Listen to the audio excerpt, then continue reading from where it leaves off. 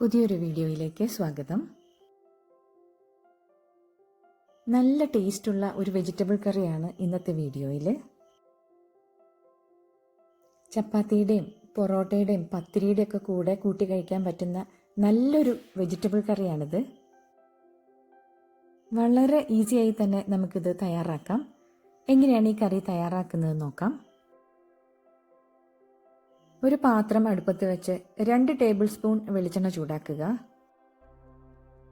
അതിലേക്ക് ഒരു medium size സവാള നേർമയായി അരിഞ്ഞത് ചേർക്കാം.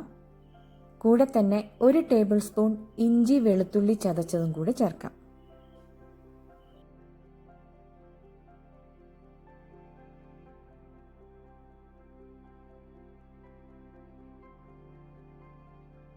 ഇതിലേക്ക് 4 പച്ചമുളക് ചേർത്ത് കൊടുക്കുക. നിങ്ങൾക്ക് കുറച്ചും കൂടെ എരിവ് ഇഷ്ടമാണെങ്കിൽ 5-6 പച്ചമുളക് ചേർത്ത് കൊടുക്കാവുന്നതാണ്. ഇതെല്ലാം നന്നായിട്ടൊന്ന് വഴന്നു വരണം. ഉള്ളി ഗോൾഡൻ കളർ ആവേണ്ട ആവശ്യമില്ല, നന്നായിട്ടൊന്ന് വാടി കിട്ടിയാൽ മതിയാകും. ഉള്ളി നന്നായി വാടി കഴിയുമ്പോൾ ഇതിലേക്ക് 1/2 ടീസ്പൂൺ മഞ്ഞൾപ്പൊടി ചേർത്ത് കൊടുത്ത് 1 മിനിറ്റ് നേരം ഒന്ന് വഴറ്റിയെടുക്കാം.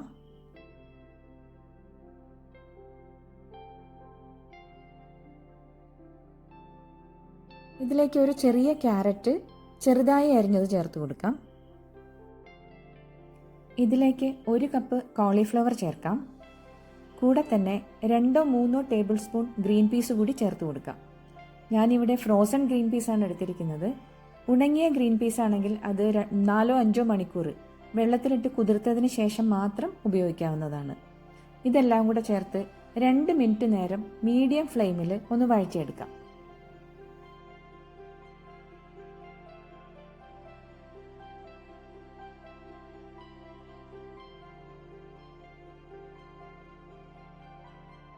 അര ടീസ്പൂൺ ഉപ്പ് കൂടി ചേർത്ത് കൊടുക്കാം.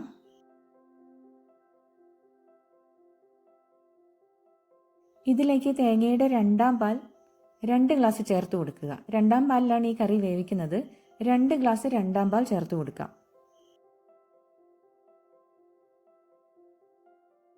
ഇളക്കി യോജിപ്പിച്ചതിന് ശേഷം അടച്ചു വെച്ച് മീഡിയം ഫ്ലെയിമിൽ വേവിച്ചെടുക്കാം.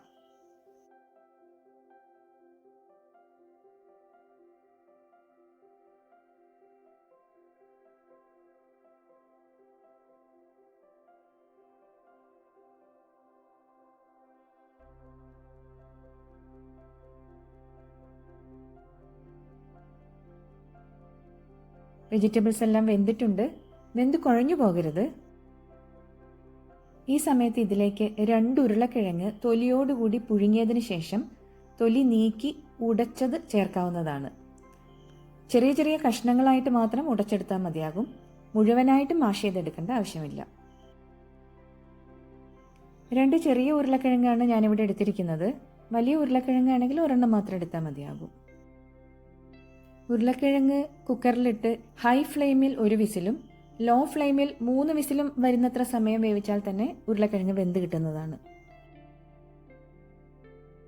ഉരുളക്കിഴങ്ങ് ചേർത്തതിന് ശേഷം കറി അടച്ചു വെച്ച് 3 മിനിറ്റ് നേരത്തോളം വീണ്ടും ഒന്ന് കുക്ക് ചെയ്തെടുക്കുക. മീഡിയം ഫ്ലെയിമിൽ വെച്ചിട്ട് വേണം കുക്ക് ചെയ്തെടുക്കാൻ. ഇപ്പോൾ എല്ലാ വെജിറ്റബിൾസും നന്നായി വെന്തിട്ടുണ്ട്. കറിയിലെ വെള്ളം പറ്റി വന്നിട്ടുമുണ്ട്. ഈ സമയത്ത് ഇതിലേക്ക് 1/4 ടീസ്പൂൺ ഗരം മസാല, 1/2 ടീസ്പൂൺ കുരുമുളക് പൊടി എന്നിവ ചേർത്ത് ഇളക്കുക.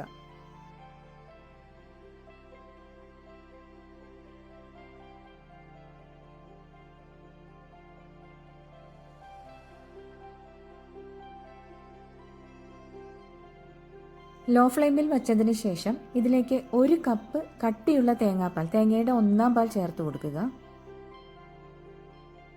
ഒരു മീഡിയം സൈസ് തേങ്ങയുടെ 1/4 ഭാഗത്തോളം ചുരണ്ടി പിഴിഞ്ഞെടുത്ത പാലാണ് ഞാൻ ഇതിലേക്ക് ഉപയോഗിച്ചിരിക്കുന്നത്. ഈ കറിയിലേക്ക് തേങ്ങാപ്പാൽ നന്നായി തന്നെ ചേർക്കണം, എന്നാൽ മാത്രമേ കറിക്ക് നല്ല ടേസ്റ്റ് ഉണ്ടാവുള്ളൂ. ലോ ഫ്ലെയിമിൽ വച്ചതിന് ശേഷം മാത്രം തേങ്ങാപ്പാൽ ചേർക്കുക. തേങ്ങാപ്പാൽ തിളക്കരുത്. തേങ്ങാപ്പാൽ ചേർത്ത് ഒന്ന് ചൂടായി വരുമ്പോഴേക്കും ഫ്ലെയിം ഓഫ് ചെയ്യുക. കറി ഒന്ന് കൊഴുത്തു വരുന്നതിന് വേണ്ടി അല്പം കോൺഫ്ലോർ കലക്കിയത് ചേർക്കുക. 1 ടീസ്പൂൺ കോൺഫ്ലോർ 2-3 ടേബിൾ സ്പൂൺ വെള്ളത്തിൽ കലക്കി, അത്രമാത്രം, വളരെ അധികം ചേർക്കരുത്. 1 ടീസ്പൂൺ മാത്രം കോൺഫ്ലോർ 2-3 ടേബിൾ സ്പൂൺ വെള്ളത്തിൽ കലക്കി കറിയിലേക്ക് ചേർത്ത് ഫ്ലെയിം ഓഫ് ചെയ്യാവുന്നതാണ്.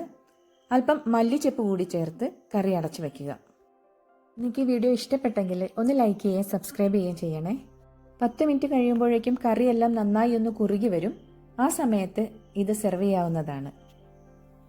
കറിയിലേക്ക് കോൺഫ്ലോർ ചേർക്കണമെന്ന് നിർബന്ധമില്ല. നല്ല കട്ടിയുള്ള 1/4 പാൽ ചേർത്താൽ തന്നെ കറി കുറുകി കിട്ടുന്നതാണ്.